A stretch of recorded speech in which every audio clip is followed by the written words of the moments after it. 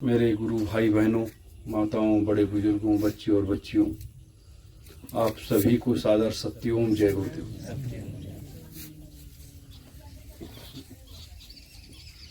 आज हम आप सब पुनः धर्म ध्वजा के नीचे बैठ करके साधना के उस पथ पर नाम जप की तरफ अपने को आगे बढ़ा रहे हैं। मेरे प्रेमी जनों, इस बार आप लोग आए, चलो सुबह शाम लोग बैठे भी धर्म ध्वजा के नीचे, साधना भी की, वो सारी चीजें चलती रही, उधर काम भी चलता रहा।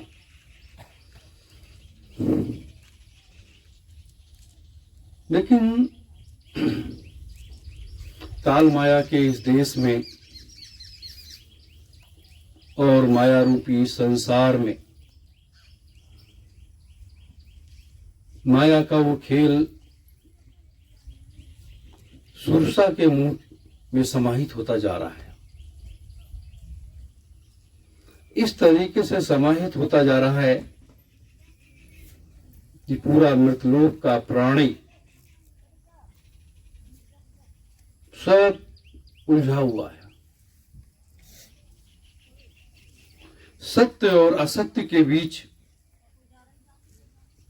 जो दूरी है, जो फैसला है, उसको भी कर पाने में कोई सक्षम नहीं है कि सत्य क्या है और असत्य क्या है। यह है कलयुग। इसे कोई कर्मयुग भी कहता है, और कलयुग में साधना का मार्ग सबसे सरल और सुगम कहा जाता है कि कलयुग केवल नाम धारा और सुमिर सुमिर नर उतरे भोपारा। नाम की धारा का तो महत्व है, लेकिन उसका सुमिरने में हम जब सुमिरन करते हैं, हमारी आत्मा उस परमात्मा को कितनी दूरी तक पकड़ती है या नहीं पकड़ती है, इसका भी बोध हम आप सबको होना चाहिए।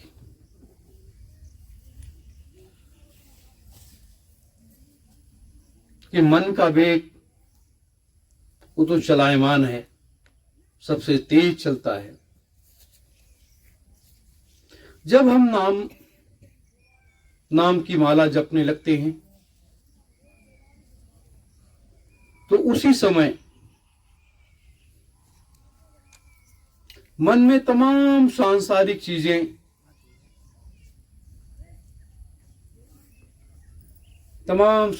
चीजें अपने अंदर में उत्पन्न होने लगती हैं, और मन उसे पकड़ पकड़ करके लाता है, और उस चीज को हम देखने के लिए और सोचने के लिए मजबूर होने लगते हैं। इधर नाम जब भी चल रहा है और इधर ये चीजें हम देख भी रहे हैं, सुन भी रहे हैं। चाहे वो घर गृहस्थी का काम हो, चाहे वो समाज का काम हो, चाहे देश का काम हो, और चाहे आत्मा में अच्छे और गंदे विचारों का। ये चीजें उस समय ज्यादा उत्पन्न होने लगती हैं। इसका सबसे बड़ा कारण क्या है? सबसे बड़ा कारण हमारी आत्मा में एक ऐसा राक्षस बैठा हुआ है जो राक्षस हमारे नेत्रों से हमारे अंदर समाहित होता है।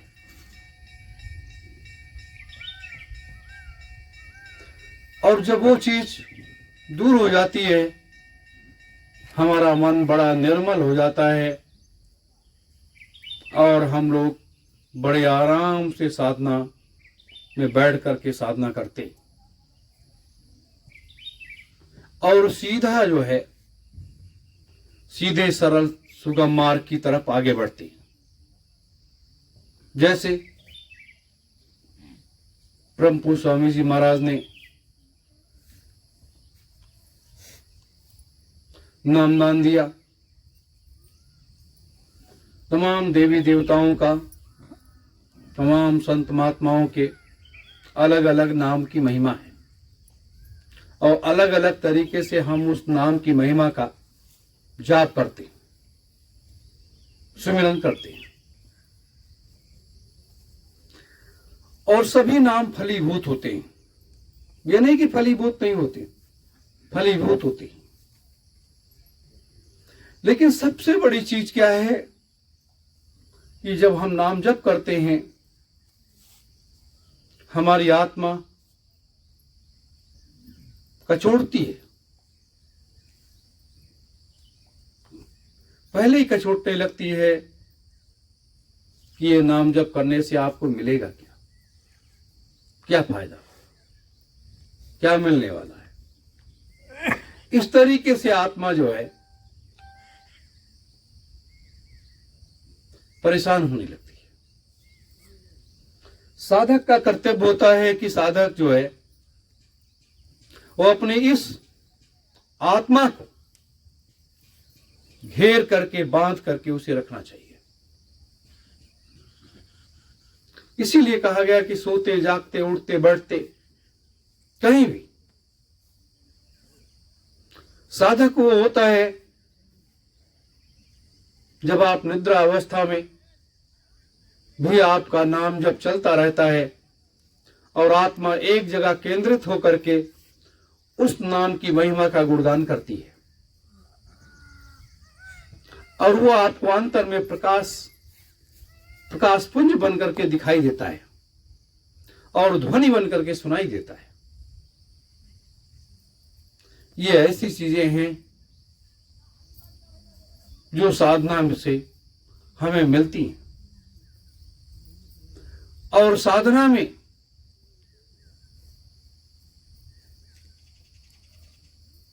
जब आप कहीं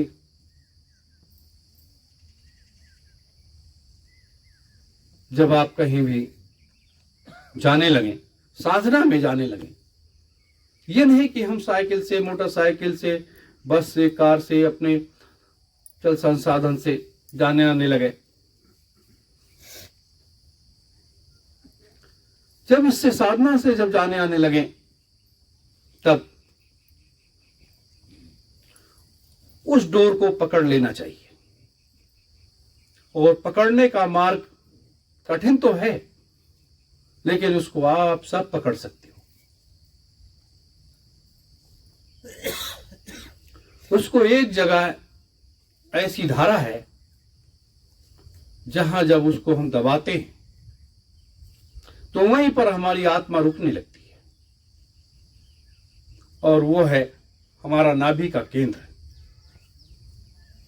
जो ये नाभि है, आपका ज्यादा मन भागने लगे, आत्मा इधर उधर भागने लगे, तमाम चीजें वो क्रीड़ा करने लगे, तो आप जो है उस नाभि को अपने दाहिने हाथ के अंगूठे से उसको दबाना शुरू करिए और जब आप 4-5 मिनट उसको दबाओगे और दबाने के बाद इस दोनों आंखों को ऐसे दबा लो 5 मिनट के लिए और हल्का सा ध्यान जो है अपने तीसरे नेत्र की तरफ लेकर के जाओ, तो इसमें रिमझिम करके ये तारों जैसे एक प्रकाश दिखाई देने लगेगा, छोटे छोटे, और आपकी आत्मा, मन आपका स्थिर होता चला जाएगा और आपकी साधना बनने लगेगी।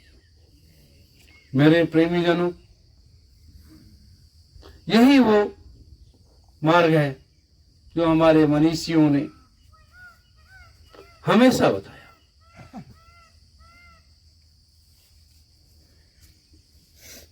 लेकिन उस पर हम कब तक चलते हैं?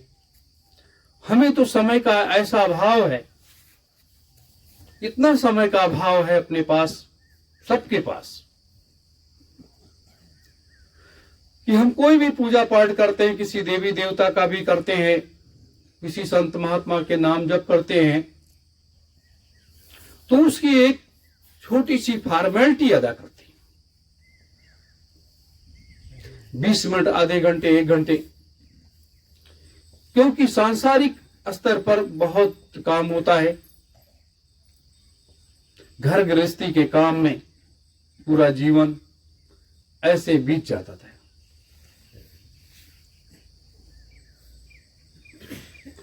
और जब घर गृहस्थी के काम में इस तरीके से पूरा जीवन बीतने लगता है,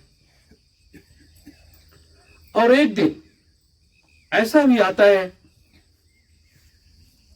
जब इस हाड़ मांस के शरीर में बैठी हुई जीवात्मा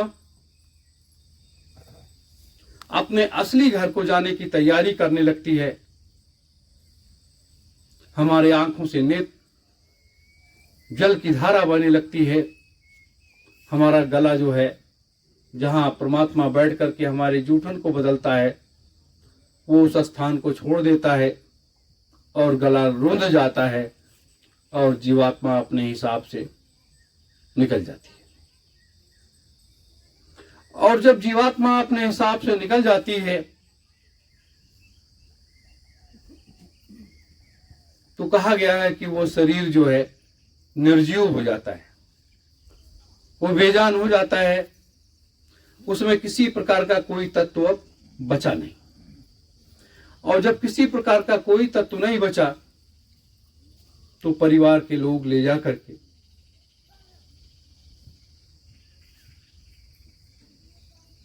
शमशान घाट पर जला करके खाक कर देते। फिर क्या होता है? अगर मुक्ति मिल गई कोई बात नहीं, अगर नहीं मुक्ति मिली तो जो है वो जीवात्मा जो आपकी असली जीवात्मा थी, उसे कहां स्थान मिला? वो हो प्रेत बन गई। प्रेत का अर्थ होता है कि भटकाओ, यानी जीवात्मा को कोई स्थान नहीं मिला, किसी भी दूसरे शरीर में वो गई नहीं और प्रेत बनकर के इधर उधर भटकने लगी। और जब जीवात्मा प्रेत बनकर के भटकने लगी तो हम उस माया के खेल में रह जाते हैं और उस परिवार की आभा बन जाते हैं। ये कभी भी अगर हम लोग सोचे, चिंतन करें तो ये पाएंगे कि वास्तविक रूप से ये संसार कितना विचित्र है। परमात्मा ने किस तरीके से संसार की संरचना किया है और किस तरह से इसको चलाने का मार्ग तैयार किया है। और ये भी कहा है कि आप अगर हमारे यहां आना चाहते हो तो साधन भजन करिए और साथ शरीर हमारे यहां आओ और जाओ, ये भी कहा।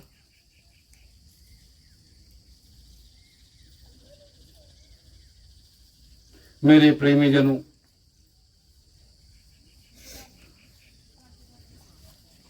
ये मैं हमेशा इसलिए बताता हूं कि हम लोगों को स्वयं में अपने में आत्मबोध होना चाहिए कि जब हमारा का स्वयं का आत्मबोध होगा कि ये मेरा शरीर जो है किराए का है, हमारा जो परिवार है, हमारा जो समाज है, हमारा जो देश है, ये सब किराए का है। और जब सब ये किराए का है तो जब तक आप किराया इसको दे रहे हो, किराया क्या है? भोजन और पानी, ये असली किराया। ये किराया जब तक दे रहे हो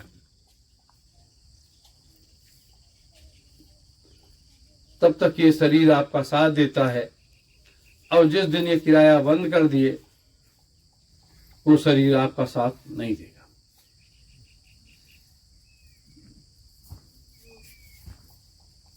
मेरे प्रेमी जनों, तो सबसे पहले तो हमें इस किराए के शरीर को, इसकी बहुत देखभाल करनी चाहिए। जैसे हम अपने घर में झाड़ू लगाते हैं, साफ सफाई करते हैं, घर में प्रकाश करने के लिए बल्ब जलाते हैं, दीपक जलाते हैं, उसी तरीके से इस शरीर में भी प्रकाश करने के लिए आपके पास 3 तरीके से प्रकाश है। अब कौन से ज्योति को आप जला पाते हो, यह आपके ऊपर निर्भर करता है।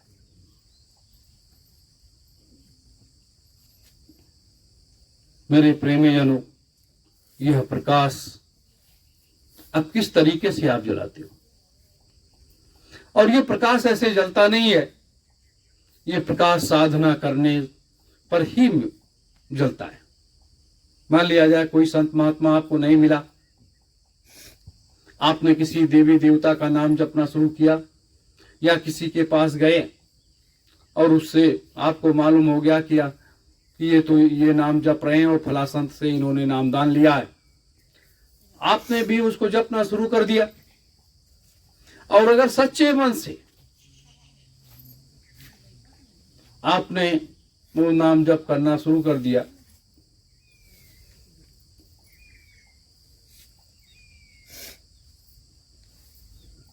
तो जब सच्चे मन से आप ये जाप करना शुरू करोगे तो वो प्रकाश जलने लगेगा, और जब प्रकाश आपके अंदर में हो जाएगा प्रकाश,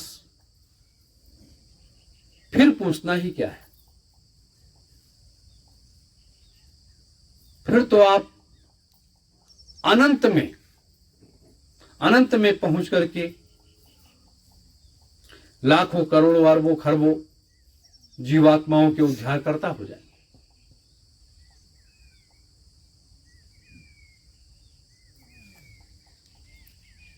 मेरे प्रेमीजनों, इसलिए हम लोगों को ये साधना करनी पड़ती है, करवाई जाती है कि अपने अंदर में प्रकाश करो। और जो व्यक्ति तीनों प्रकाश कर ले जाता है,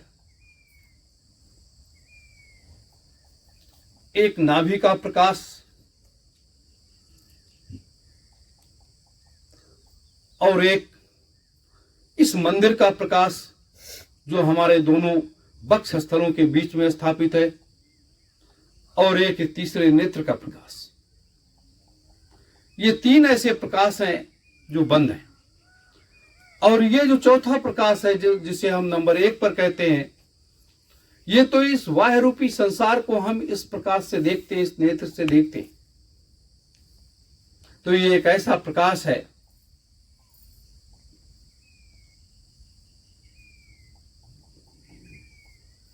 कि आप हमेशा अपने को प्रकाशवान कर सकते हैं। प्रकाशवान कब कर पाओगे? जब ये नाम जप करोगे। नाम जप इस मृतलोक में जब से सृष्टि की संरचना हुई तब से आज तक जिस नाम को मैंने बताया आपको, मैंने बार बार कहा कि यह भगवान शिव का वह नाम जप है जिससे उन्होंने सतपुरुष भगवान को प्रसन्न किया, और फिर वहां तक आने जाने का मार्ग पूर्ण रूप से हुआ। तो अब भगवान शिव समस्त लोकों में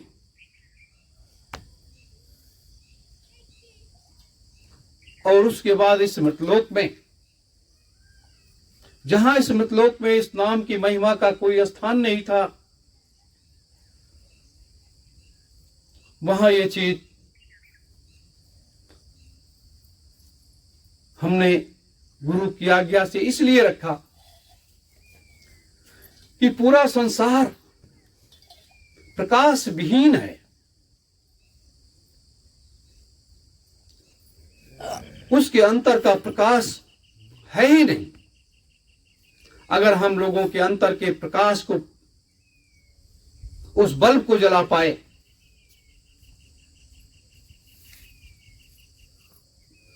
और अगर उस प्रकाश को जला ले गए, तो ये समझ लेना कि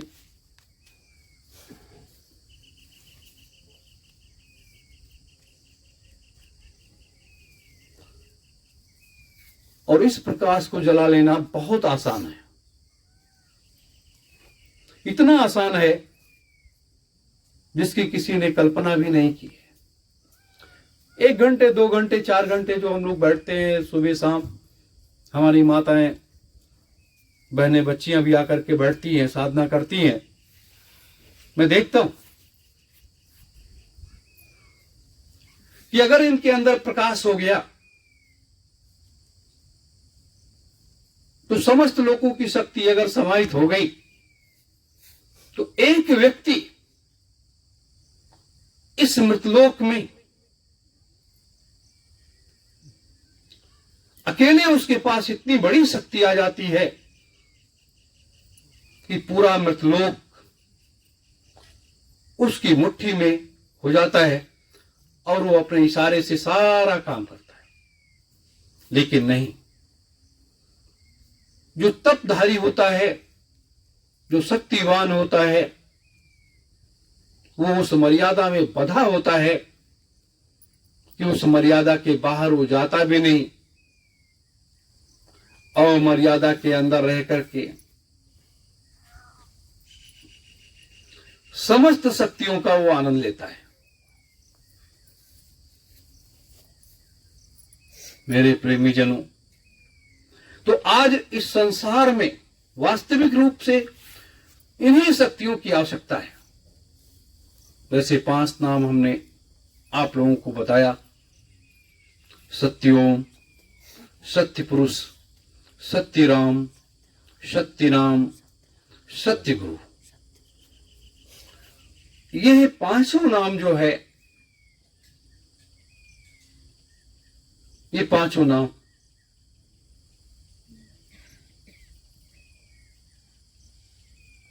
सत्पुरुष भगवान का है। और 5 नाम जो है भगवान शिव हमेशा इस नाम का जप का अनुकरण किया करते।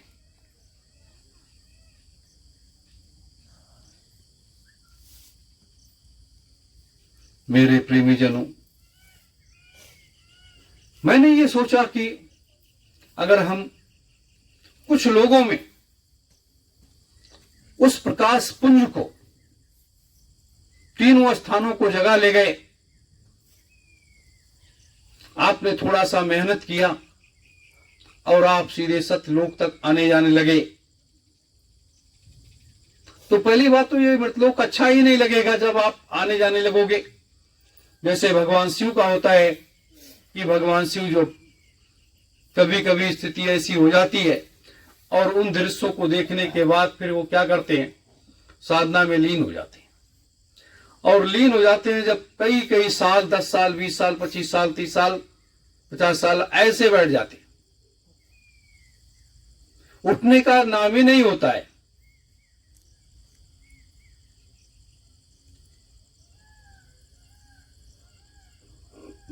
मेरे प्रेमी जनों,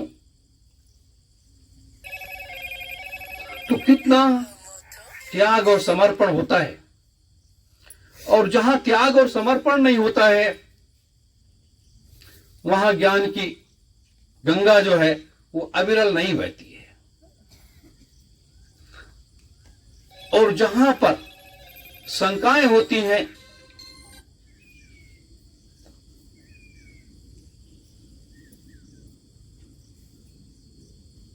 मेरे प्रेमी जनों, जहां शंकाएं होती हैं वहां पर मनुष्य की आत्मा 3 निर्णय की तरफ भागती है।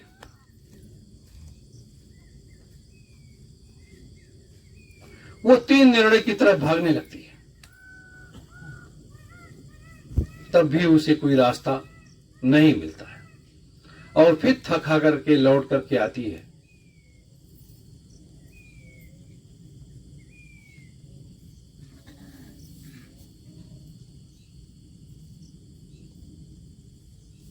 मेरे प्रेमी जनों, तो इस प्रकाश पुंज को जगाने के लिए मैंने आप सबों के बीच में ये चीज रखी थी। लेकिन ये माया का खेल जो है ये बड़ा बृहद है, बड़ा अटपटा है। वो इस कार्य को करने से बराबर रोकती है।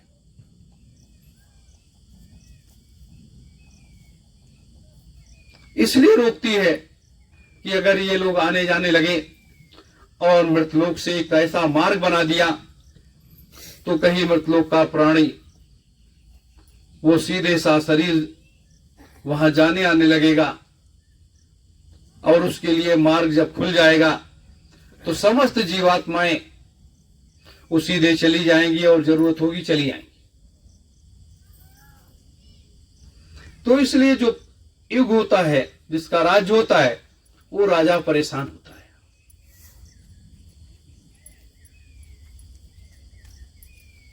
ये वो चीज है जिसको हम लोगों को करना चाहिए।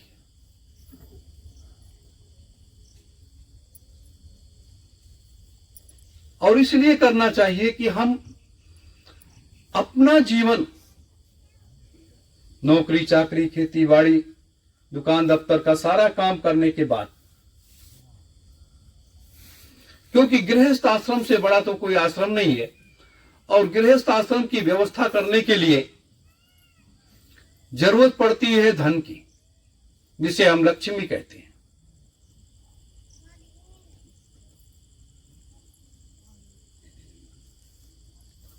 तो अब उसके लिए भटकाव होता है कि ये धन आएगा कहां, हमारे घर व्यवस्था कैसे चलेगी, हमारे बच्चे शिक्षा कैसे लेंगे, कैसे क्या होगा, उसका भटकाव होने लगता है।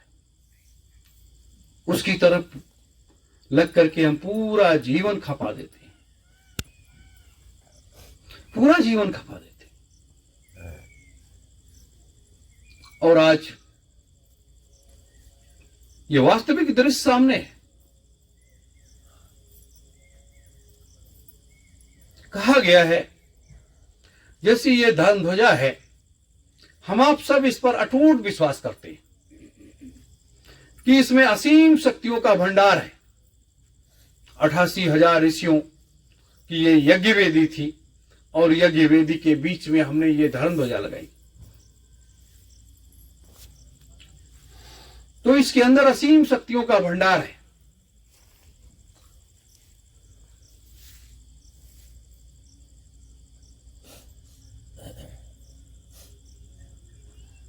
मेरे प्रेमी जनों, जब असीम शक्तियों का भंडार है इसमें, तो हम इस पर अटूट विश्वास करते हैं।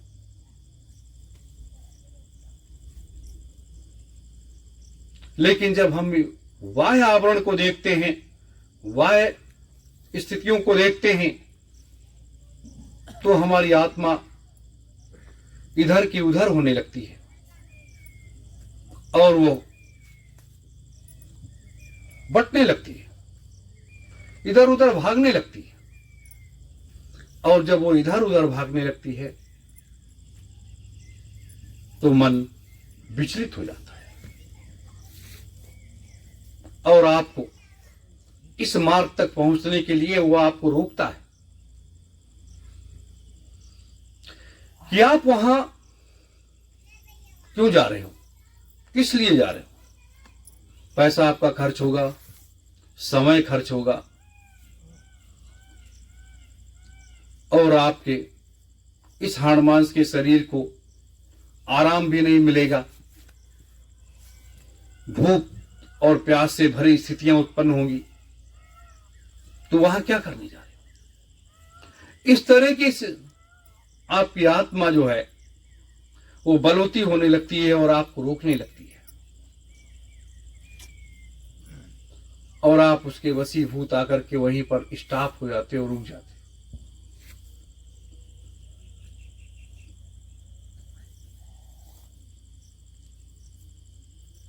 मेरे प्रेमी जनों, एक ये चीजें ऐसी हैं जहां हम सबको चिंतन करना पड़ेगा और विचार करना पड़ेगा। क्यों? इसलिए विचार करना पड़ेगा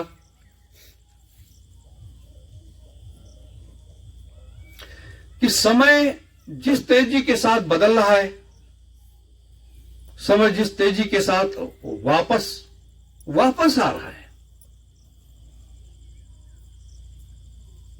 परिवर्तन का जो पहिया घूम रहा है वो स्थिर होने की स्थिति में आ गया है, घूमते घूमते। तो जब स्थिर होने के उसमें आ गया है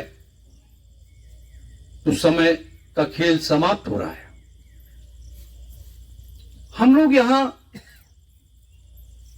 दो काम करने आए थे। युग परिवर्तन, सतयुग स्थापना, महायज्ञ, चौथा महायज्ञ करने की तैयारी के लिए आए थे, और दूसरा सतयुग और संतयुग की स्थापना के लिए हम यहां पर आए थे कि इस मृतलोक में सतयुग और संतयुग की स्थापना करेंगे और पूरे मृतलोक में एक नया बदलाव आएगा।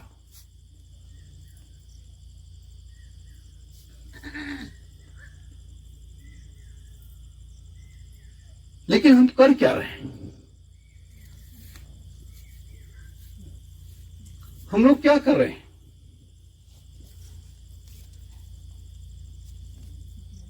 सतयुग और संतयुग की स्थापना कह देना तो आसान है। ज्ञान की गंगा में आपको हजारों बार उसके अंदर ले जाना और निकालना यह आसान है, लेकिन उस चीज की स्थापना करना, जैसे आप इस जगह आए, इस आश्रम की स्थापना किया, ये धर्म की ध्वजा को लगाया, ये स्थापना किया है, उसी तरीके से ईगो की स्थापना की जाती है। तो उस स्थापना के लिए जब हम आए, हम सब लोग, तो यहां कैसे स्थापना होगी? उसके लिए वो पेड़ पौधे से तो स्थापित नहीं होगा, वो सीमेंट की दीवार या सीमेंट का छत ढालने से तो स्थापित नहीं होगा। वो तो ऐसी चीज है जिसकी स्थापना करने के लिए असीम शक्तियों का भंडार चाहिए, जो आपके एक एक रोम में ये सारी शक्तियां समाहित हों, उस चीज को चाहिए। शक्ति क्या है? एक तो नाम जप की शक्ति है,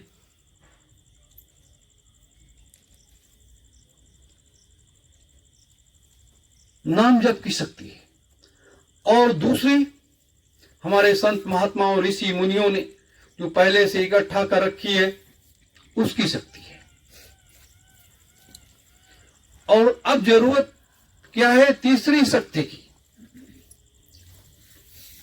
तीसरी शक्ति जो स्वयं को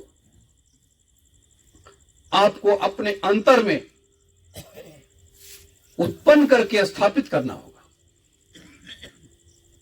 तब यह सतयुग और संतयुग की स्थापना होगी।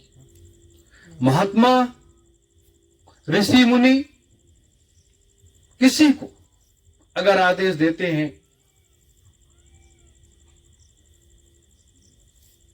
किसी को आदेश देते हैं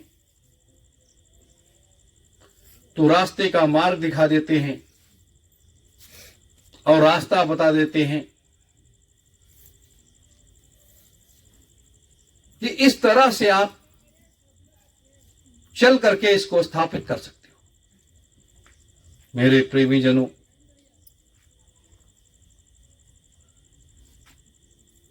अब वो समय आ गया है कि हम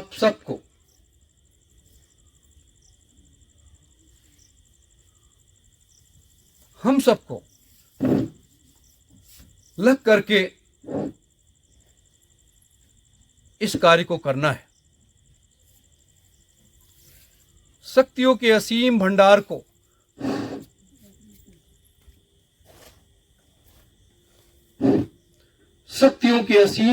को अपने अंदर स्थापित करना है, क्योंकि जब आप सतलोक पहुंच जाओगे, वहां से आने जाने लगोगे, तो आपके अंदर असीम शक्तियों का भंडार स्थापित हो जाएगा और समस्त लोकों में आप आने जाने लगोगे। और जब समस्त लोकों में आने जाने लगोगे, तब आपको यह एहसास होगा कि हां, कोई हमारे पास बहुत बड़ी चीज मिल गई है। और मैंने तो आपको वचन दे दिया कि आपको सतलोक तक लेकर के जाएंगे। और लेकिन अब वचन से आप लोग मुकर रहे हो।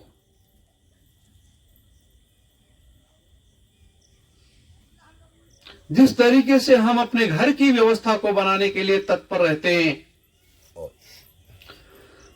उससे कई हजार गुना हमें अपने असली घर जाने की तैयारी के लिए तत्पर रहना चाहिए।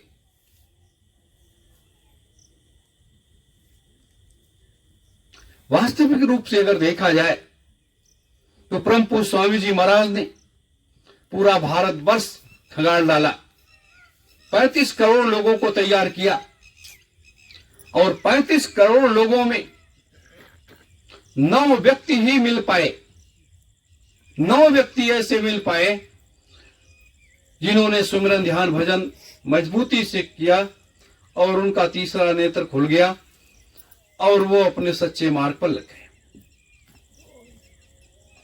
अब आप विचार कर सकते हो कि 35 करोड़ लोगों में 9 लोग मिले, तो आप 300 लोगों में अगर 5 लोग मिल जाओ तो बहुत बड़ी बात है। यह मैं क्यों कह रहा हूं? इसलिए कह रहा हूं कि जब आप यहां 5 दिन का समय साधना में दोगे, साधना में जब आप 5 दिन का समय दोगे, सुबह शाम दोपहर जो भी समय निश्चित हो, मेरे साथ आप बैठोगे, ये मत सोचो कि मैं आपके बीच में बैठता हूं, भोजन करता हूं, सोता हूं। हम आप सब आपस में मिल बैठ करके बात भी करते हैं। ये हमारा कर्तव्य है, आपका भी कर्तव्य है। लेकिन मार्ग की दिशा और उसका रास्ता आप तय नहीं कर सकते।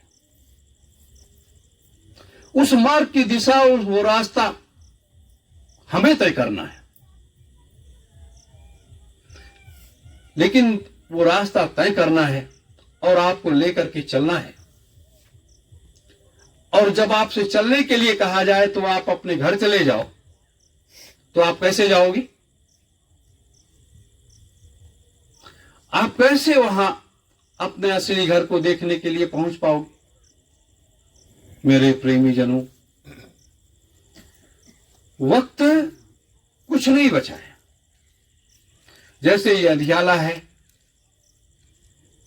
इसी तरीके से पूरे संसार का सूर्य अस्त होने की तैयारी कर रहा है।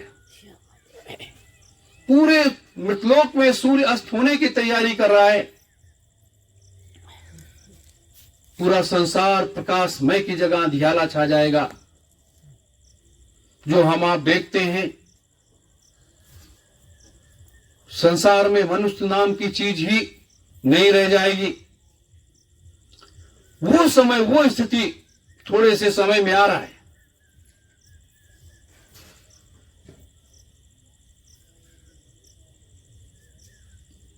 और इसके लिए आपको सचेत और सतर्क होना होगा। हमारा कहना है, आपके पास लाखों लोग आएंगे जाएंगे, लेकिन अगले गुरु पूर्णिमा कार्यक्रम से साधना शिविर में जो लगातार 6 महीने तक 5 दिन 6 दिन का समय दे सकते हैं, उन्हीं को साधना शिविर में प्रवेश दिया जाएगा। क्यों? क्योंकि अब वो समय नहीं रहा है। अब समय वो आ गया है कि हमें आपको तैयार करके खड़ा करना है और आपको वहां सीधे लेकर के जाना है और लेकर के आना है। इस अमृत लोक में परम पूज्य स्वामी जी महाराज भी लोगों को लेकर के नहीं गए और ना लेकर के आए। आप साधना करो, भजन करो। अगर भजन भक्ति नहीं करोगे तो नहीं जा पाओगे। तो इतना सरल मार्ग अगर आपको मिल गया है और कोई ऐसा व्यक्ति मिल गया है जो आपको वहां सीधे ले जाने की तैयारी कर दिया है, तो आपके घर तो मैं पकड़ने जाऊंगा नहीं, आपको लेकर के तो आऊंगा नहीं। लेकिन हां, हम भी देश और दुनिया में घूम करके मनुष्य रूपी जीवात्माओं को थोड़े समय में जगा करके तैयार कर लेंगे। क्योंकि वक्त किसी की प्रतीक्षा नहीं करता है। वक्त की प्रतीक्षा हम आप सब लोग करते हैं, और जब वक्त आ जाता है, समय, वो घड़ी आ जाती है, तो उस घड़ी पर सब कुछ, जो कुछ होना होता है, वो हो जाता है।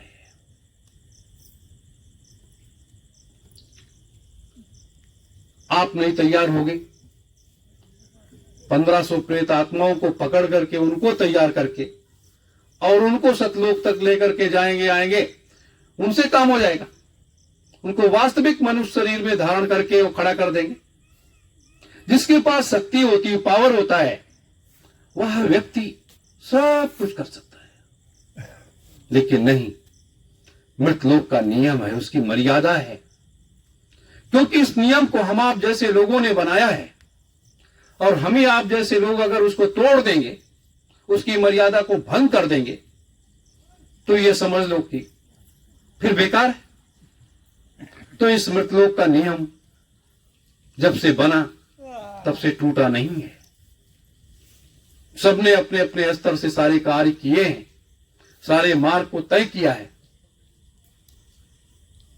लेकिन नियम को किसी ने नहीं तोड़ा। मेरे प्रेमी जनों, कि धर्म और अधर्म के बीच में जो ये गाड़ी फंसी हुई है, इसका पहिया तो निकलेगा ही। अब वास्तविक रूप से हम भारत की राजनीति की तरफ अगर देखते हैं, अभी चुनाव हुआ, हम आप सबने देखा, अच्छा हुआ बुरा हुआ, वो उनका विषय है।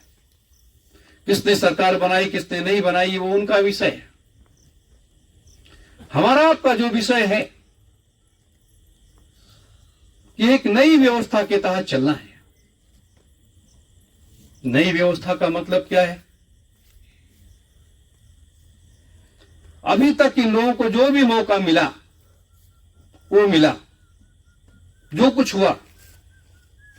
आने वाला समय 2 साल के अंदर एक नया, ऐसे ऐसे खेल होंगे, ये सरकारें बनेगी, बिगड़ेंगी, आएंगी, जाएंगी, फिर एक नए चुनाव की तरफ लोग बढ़ जाएंगे। तब तक भारत में एक ऐसा गृह युद्ध स्थिति उत्पन्न हो जाएगी कि पूरा देश उसके चपेटे में आ जाएगा। भारत का आम जनमानस एक नए विकल्प की तलाश करने लगेगा, और उस विकल्प को बन करके आपको खड़ा होना है। इसलिए कि हर तरीके से हर मार्ग को तय करना पड़ेगा। राजा वो कैसा जो सब पर नजर न रखे और वक्त की पहचान वो राजा न कर पाए, वो राजा कैसा। मेरे प्रेमी जनों, इसलिए असीम शक्तियों के भंडार पर हम आप सब लोग बैठे हुए हैं कि ये तो 88,000 ऋषियों की वो तपोवन स्थली है, यज्ञ वेदी है, उस जगह बैठे हुए हैं और उन शक्तियों के संचार की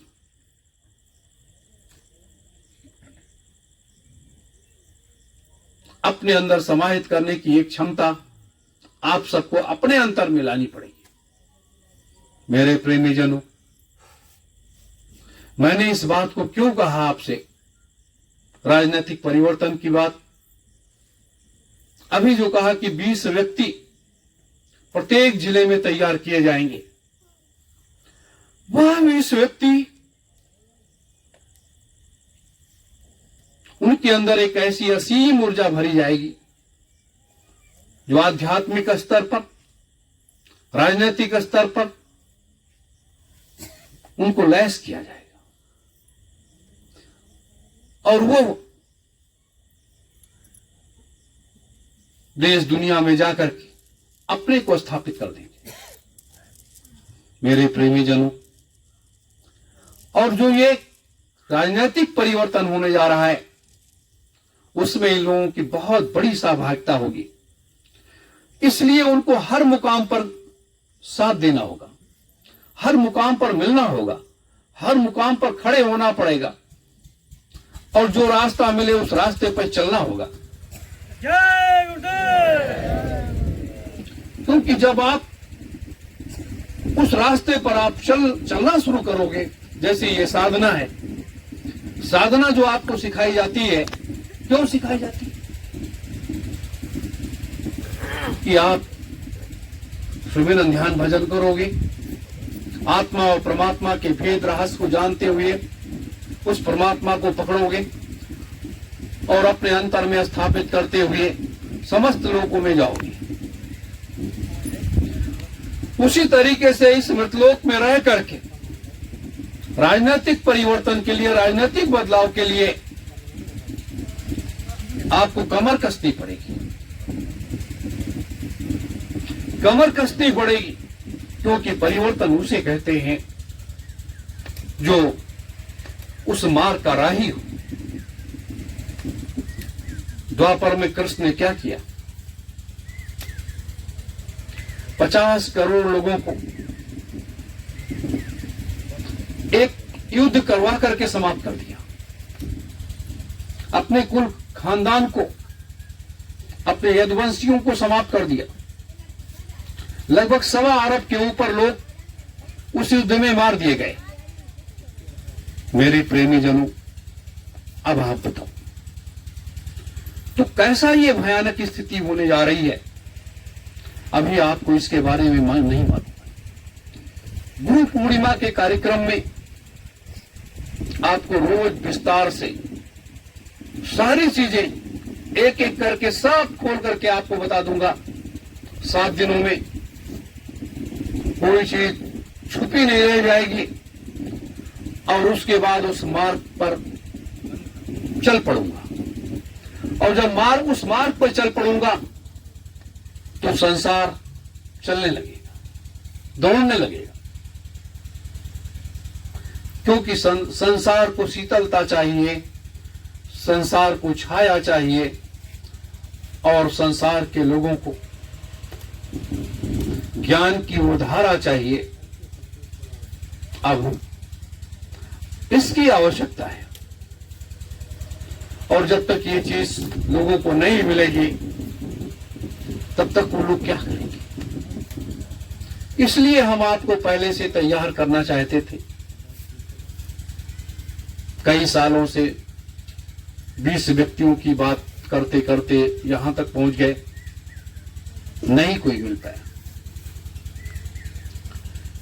बहुत से लोग कहते हैं कि उन्होंने कहा ये नहीं हुआ, वो नहीं हुआ। घरों में बैठ करके बात करना आसान होता है और उसे धरातल पर उतारना बहुत कठिन होता है। कोई व्यक्ति जिस खेल को खेलता है वो उस खेल को अपने हिसाब से खेलता है, न कि आपके हिसाब से खेलता है। वो अपने हिसाब से उस खेल को खेलता है और उस समय की उत्पत्ति करता है और वो परिस्थितियां उत्पन्न करता है और उसके बाद उस खेल को खेल लेता है। ये मत सोचो कि हम आप सब इस तपिश में बैठते हैं, यहां आप आते हो, आपको ना अच्छा भोजन मिलता है, ना कोई बिस्तर मिलता है। अगर गर्मी है तो लू के थपेड़े आपको लगते हैं, गर्म हवाएं आपको बर्दाश्त करनी पड़ती हैं, भूख प्यास से भी लड़ना पड़ता है, लेकिन आपकी आस्था एक मजबूत है, इसलिए आप आते हो।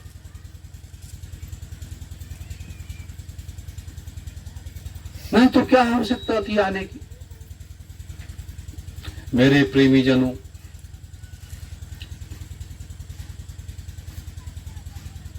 मैंने कई बार बताया आपको, यह कितना ही क्यों, कितना बड़ा ही क्यों ना हो जाए,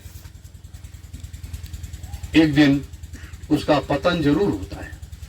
जो आया है वो जाएगा, राजा रंक फकीर।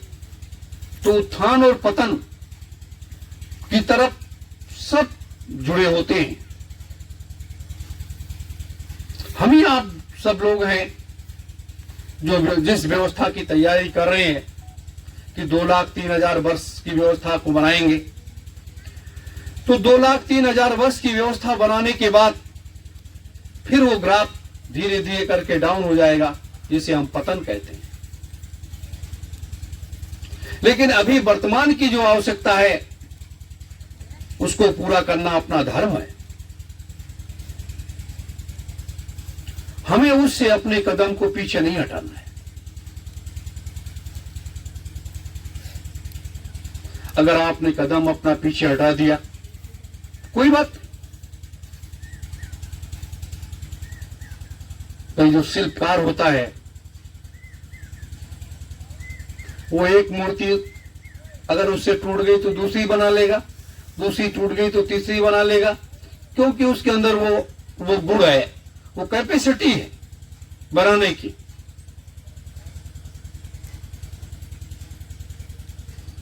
तो ये कुछ बातें थी जो मैंने आपके बीच में रखी हैं। सिर्फ जो लोग रहेंगे, अभी कल भी कार्यक्रम चलेगा, परसों भी चलेगा। तो ये इसलिए मैंने कहा है आज आप लोगों के बीच में कि अब आपको समय के हिसाब से चलना पड़ेगा, और अगर समय के हिसाब से आप नहीं चले तो आपको अपने कदम को पीछे खींच लेना पड़ेगा।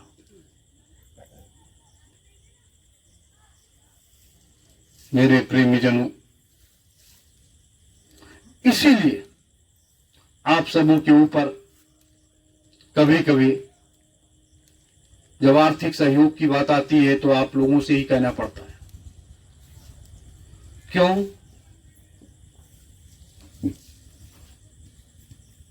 क्योंकि माया के इस ढेर पर हम आप सब लोग बैठे हुए हैं। तो एक अच्छे काम के लिए आपसे कहना पड़ता है। लेकिन लक्ष्मी वो चीज है जो सब उठाती भी है और गिराती भी है, उठाती भी है और गिराती भी है। लेकिन लक्ष्मी का सौदा बड़ा कठिन होता है, बड़ा कठिन होता है। इस मृतलोक में आकर के हम आप सबने देखा कि माया का जाल कैसा है। पहले के महात्मा जब कोई आश्रम बनाते थे या उस आश्रम या किसी पेड़ के नीचे या गुफा में जाकर के साधना करते थे, तो उनका दो लक्ष्य होता था केवल कि आत्मा और परमात्मा का मिलन का मार्ग हमें मिल जाए, परमात्मा का दर्शन हो जाए और हम अपने तपोबल से अपने माता पिता का उद्धार करते हैं। इसलिए लोग अच्छे साधक बनते थे और अच्छी साधना करने के बाद अपने माता पिता का उद्धार कर देते थे।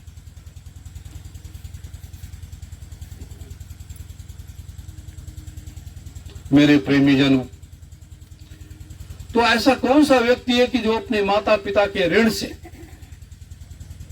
कोई उऋण हो पाता है? कभी नहीं हो पाता, क्योंकि माता और पिता का ऋण एक ऐसा ऋण होता है जो हमें कई जन्मों तक उसका भुगतान करना पड़ता है। इसीलिए अपने सनातन धर्म में यह हुआ था कि अगर आपके परिवार में 3 बच्चे हैं तो एक बच्चे को आप महात्मा बनाओगे, यह परंपरा चली थी। तो एक बच्चा जब महात्मा बन जाता था, सन्यासी बन जाता था, तो अपने माता पिता का भी उद्धार कर देता था। यह जो है बड़ी विचित्र स्थिति थी। और आज किसी से कहा जाए कि आप अपने माता पिता के उद्धार का मार्ग प्रशस्त कर सकते हो, जब हमने अपने मार्ग को प्रशस्त नहीं किया तो हम अपने माता पिता के उद्धार के मार्ग को कैसे प्रशस्त कर सकते हैं? हमारे माता पिता हमसे क्या आशा कर सकते हैं कि हमारा बेटा बड़ा होकर के हमारे उद्धार का मार्ग प्रशस्त करेगा, हमसे जो गलतियां हुई है वो माफी दिलवाएगा।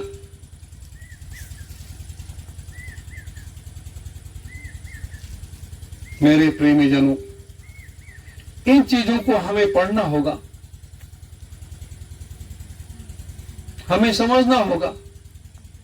हम आपको उस सत्य से अवगत कराने आए, हम आपको गुमराह करने नहीं आए, हम आपको राम और कृष्ण की बात बताने नहीं आए, हम आपको उस सत्य के मार्ग पर लेकर के चलने के लिए आए जो वास्तविक सत्य है और जिसका अनुसरण हमारे पूर्वजों ने किया है। राम ने किया है, कृष्ण ने किया है, बुद्ध ने किया है, कबीर ने किया है, जितनी भी असीम शक्तियां आई सबने उसका अनुसरण किया।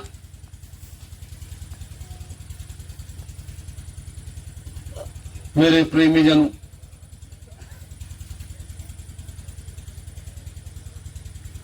तो आज मुक्ति और मोक्ष की बात आ गई और ये मत सोचो कि हमें इतनी आसानी से मुक्ति और मोक्ष मिल जाएगा। आसानी से तब मिल जाएगा जब आप सतलोक तक आने जाने लगोगे, तो आपको मुक्ति वैसे मिल गई, कोई वही नहीं रह गया।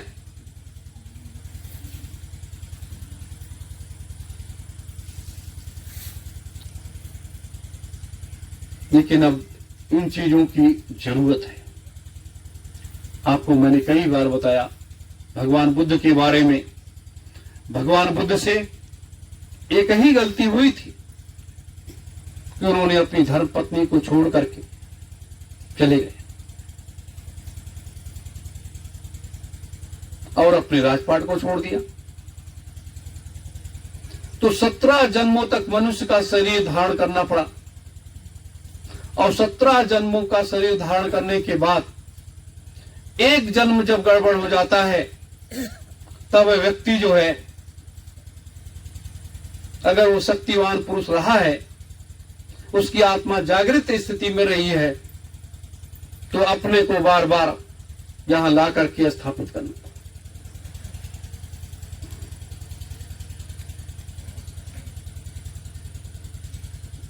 मेरे प्रेमी जनों, तो उनको 17 बार इस मृतलोक में आना पड़ा हो, ये सारे, तब जाकर के अपनी धर्म पत्नी का कर्जा, अपने राजपाट का कर्जा उतार पाए, तब उनको मुक्ति मिल पाई।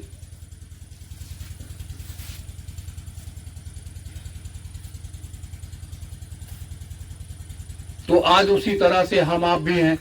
अगर अपने गुरु के कर्जे को ना उतार पाए, अपने माता पिता के कर्जे को ना उतार पाए, तो पता नहीं कितने जन्मों तक भटकते रहेंगे इस मृतलोक में, तो क्या क्या करेंगे ये तो मालूम ही नहीं है।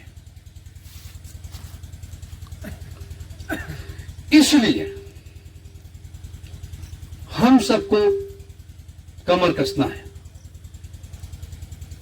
कितनी भी परिस्थितियां आ जाएं, कितनी भी मुसीबतें आ जाएं, कितनी भी समस्याएं खड़ी हो जाएं, लेकिन उसका डट करके मुकाबला करना होगा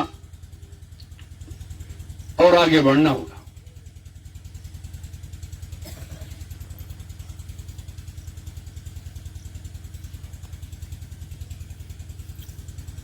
मेरे प्रेमी जनों, ये मैं इसलिए आपको बता रहा हूं कि जब आप वो सीढ़ी चढ़ने लगोगे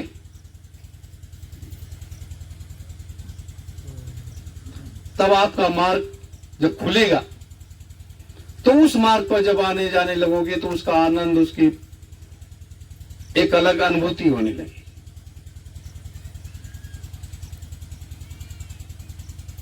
और वैसे तो कोई बात ही नहीं। इसलिए आज के बाद से कई बदलाव आएंगे,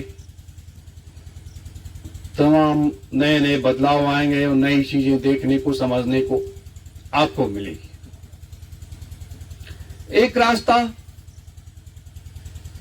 जो खींचने का है, वो रास्ता जैसे खींचा,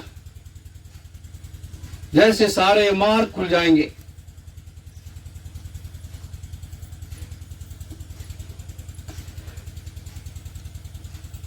तो वो मार्ग खुलते ही सब दरवाजे खुलते चले जाएंगे। इतने दिन कार्यक्रम होते हुए हो गया, लेकिन कभी भी जिज्ञासा का स्तर होता है। जिज्ञासा कि हमारी आत्मा को क्या करना चाहिए और कैसे हम उस रास्ते पर चल सकते हैं।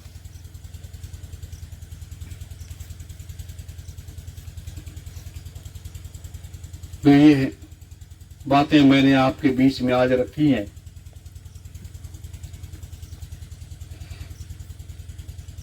और कल भी सुबह का समय अपने लोग आकर के धर्म ध्वजा इसके नीचे बैठेंगे, साधना करेंगे, जो भी आधे घंटे, 1 घंटे।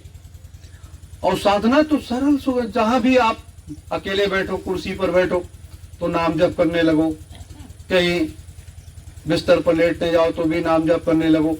तो नाम जप अगर आप करने लगोगे, क्योंकि मैं ये चाहता हूं कि आपके रोम रोम में असीम शक्तियों का प्रवाह हो जाए, जिससे काफी जितने भी काम हैं वो सब काम आसानी के साथ हो सके। रही बात संगठन और संगत, 2 चीजें। अब इसी को चाहे संगठन कह लो, चाहे संगत कह लो।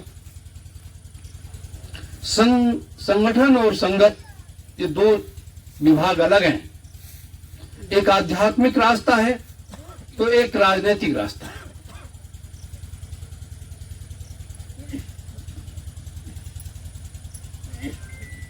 मेरे प्रेमी जनों, तो आध्यात्मिक रास्ता और राजनीतिक रास्ता, इन दोनों रास्तों पर आपको कैसे चलना है, कैसे हम लेकर के आपको चलेंगे, यह मेरी जिम्मेदारी है। ये आपकी नहीं है, ये मेरी जिम्मेदारी है। आपको उस रास्ते पर चलने की जिम्मेदारी है कि आप उस रास्ते पर किस तरह से चलते हो या नहीं चलते हो। अगर नहीं चल सको, तुरंत जवाब दे देना कि नहीं, हम इतना आगे नहीं जा सकते। इसमें कोई दोष नहीं है।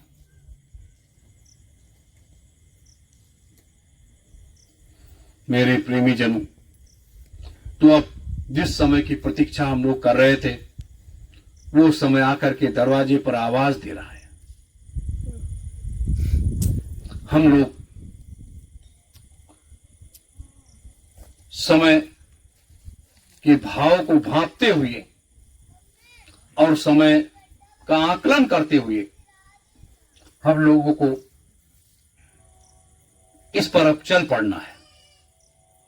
और जब इस पर चल पड़ना है तो देर भी नहीं लगेगा। हर काम आसान है। जैसे सतलोक तक जाने आने का मार्ग आसान है, अब आप जा नहीं पा रहे हो इसलिए आपको कठिन लगता है, लेकिन जो उस रास्ते पर आता जाता है उसके लिए बहुत आसान है। उसी तरीके से ये सब रास्ते सब आसान है, कोई समस्या नहीं।